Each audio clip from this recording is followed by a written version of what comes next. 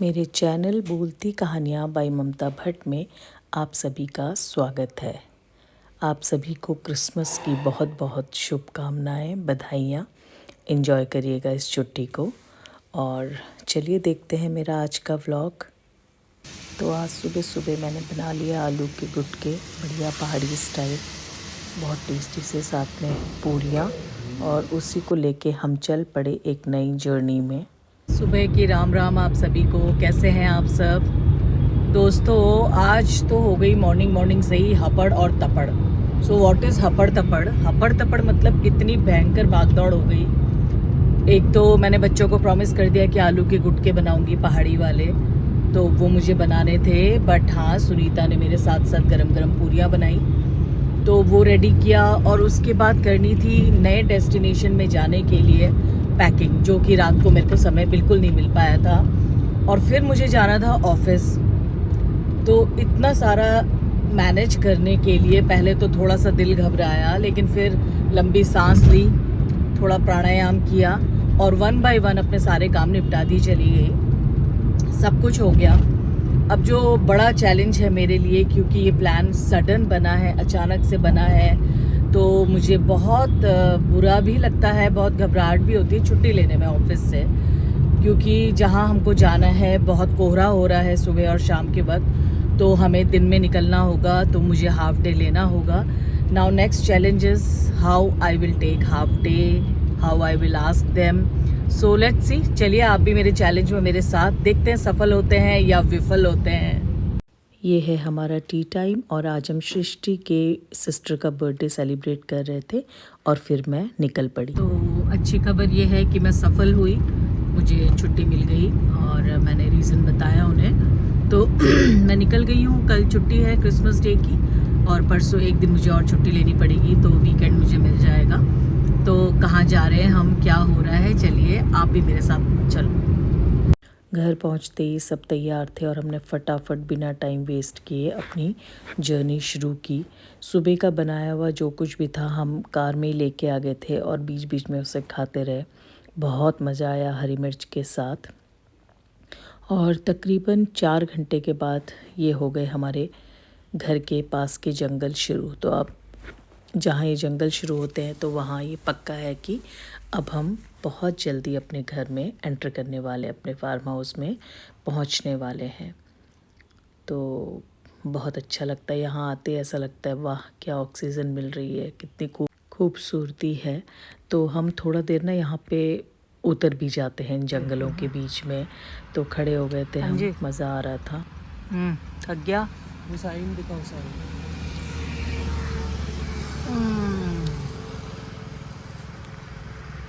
कहाँ जा रहे हैं हम? पापा को बोलो आराम से क्रॉस कर सकते। पापा की फोटो।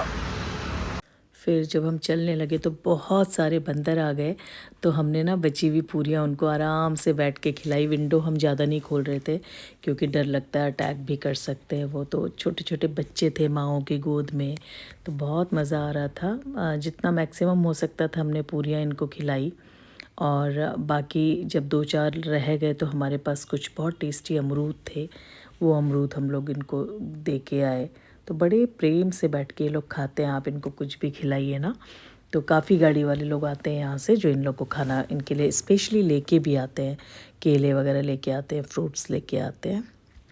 तो वो सब खिला के जो है इनको देखते हुए हम लोग, ये देखिए कैसे अमरूद खा रहे हैं। तो हम लोग आगे बढ़ गए, और हर गाड़ी से ये यही उम्मीदें रखते हैं कि आप हमें कुछ ना कुछ खिलाओगे। और बस ये लास्ट, जंगल का लास्ट पार्ट है। इसके बाद हम सीधे पहुंच गए अपने दादी के पास।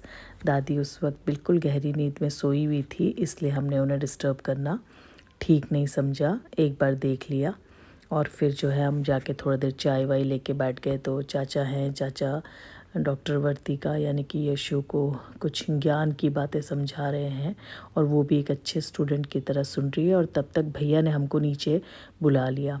तो ये है हमारे खेत का बैकयार्ड, और भैया ने तब तक यहाँ पे फर्स्ट क्लास एकदम बोन फायर तैयार कर रखा था। और भैया कह रहे थे कि मैं रोज़ रात को ऐसे करके बैठ जाता हूँ, और आज क्योंकि कोहरा था यहाँ बहुत ज़्यादा, तो वो दिन से ही फायर लगा कर बैठे हुए थे। फिर ये देखिए सारे के सारे जितने हमारे पेट है ना, ये तो कीवी है। कई बार आप इसे देख चुके हैं। तो कीवी यज्ञ को छोड़ता ही नहीं है। बस एक बार उसने यज्ञ को देख लिया तो उसी से चिपका रहता है और आराम से कीवी के साथ वो भी आग सेकता रहा। और बिल्लियाँ भी हैं, लेकिन वो बिल्लियाँ ना पकड़ में नहीं आ रही थी, कभी इधर उधर छुप जा रही थी। तो कल मैं उजाले में आपको अपनी बिल्लियों से भी मिलवाऊंगी। तो यहाँ बैठ के हमने बहुत गप्पे शप्पे मारी और कीवी की शैतानियाँ कम ही नहीं हो रही थी।